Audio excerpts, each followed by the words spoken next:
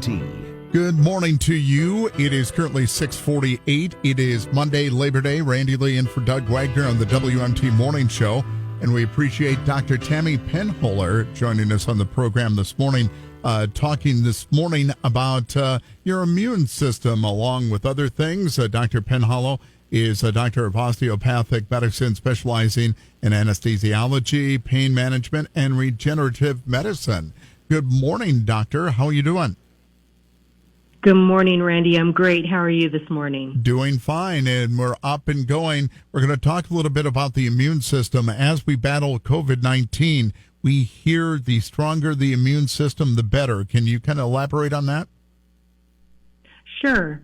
Anytime the body's forced to deal with an infection or stresses, it calls on its immune system to kind of fight that. And the stronger the immune system we have from the beginning, the better we're going to be. We've got more shored up resiliency. And our diet and our health levels play a great role in keeping the immune system strong.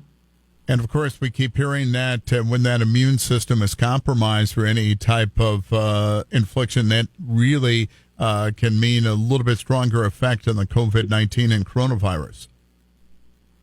Absolutely. I mean, people with a baseline issue with their immune system, such as people who are fighting cancer or those with an autoimmune disorder, those undergoing chemotherapy or taking medications that affect their immune system, already kind of have a couple hits against them.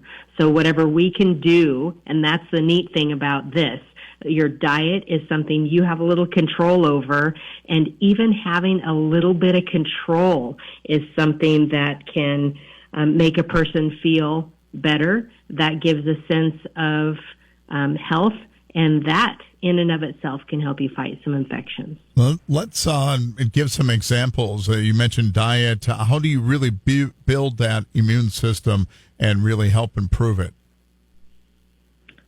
Well, a healthy, well-rounded diet in and of itself is a great building block.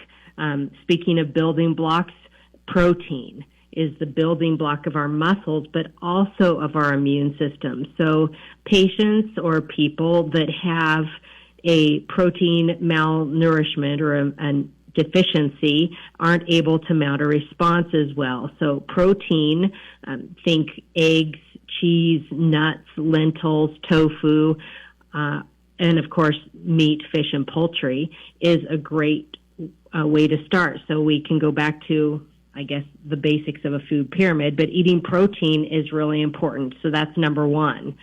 A second thing to do is make sure that you've got enough vitamins.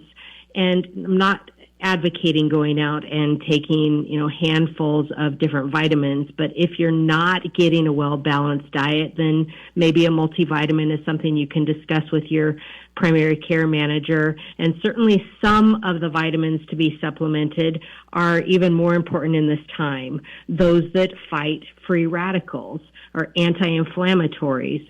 So those are the big ones. And the numbers are A, B, C, D, and E, just at the very beginning of the alphabet. So a supplement in those might help, but I would not just blindly recommend taking extra vitamins. Ideally, you get it from your diet. But if you need to, have a discussion with your primary and see if you might not benefit, at least during this time. We're getting ready to add the flu season on top of COVID. Might help shore up your immune system. So those are two things. I've got a couple more if you're ready. Sure. I was going to ask, is there anything beyond diet with the lifestyle that we live? Can we really help our immune system? We can. One of the biggest things, and this can be a touchy point, but it's a really important point, is maintaining a healthy weight.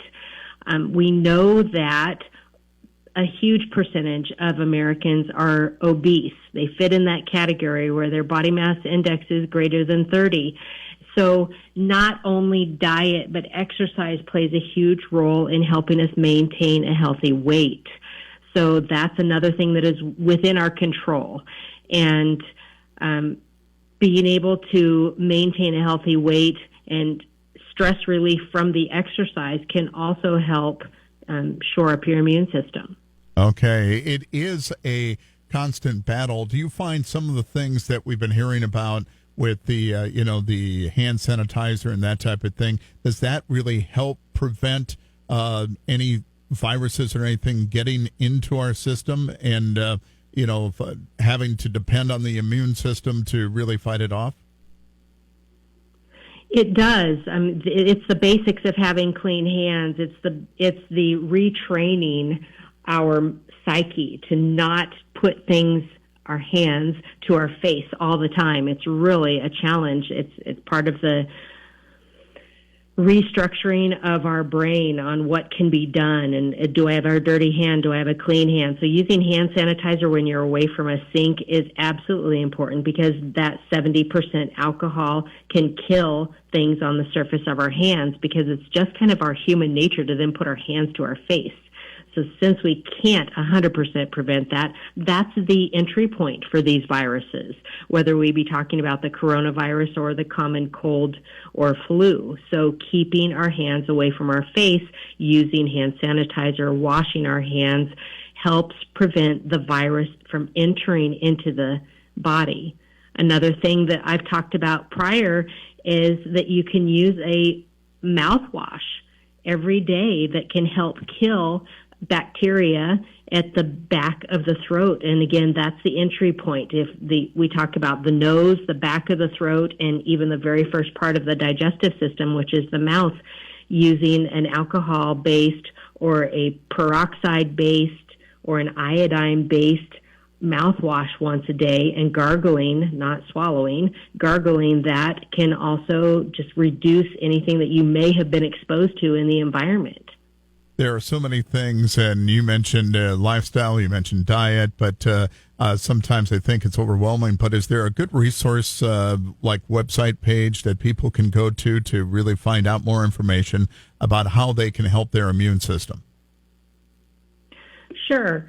I do think that the CDC has some great, simple reminders on their Instagram page, on their Facebook page, and even just their website, cdc.gov, where you can get little reminders. It'll show a picture of how to wear a mask, and there's just 6 tiny little pictures of a little cartoon guy, and it shows that the mask is over the nose and the face. So it's simple, it's easy, and if you follow their page on Instagram or Facebook, then you can get these little reminders that help.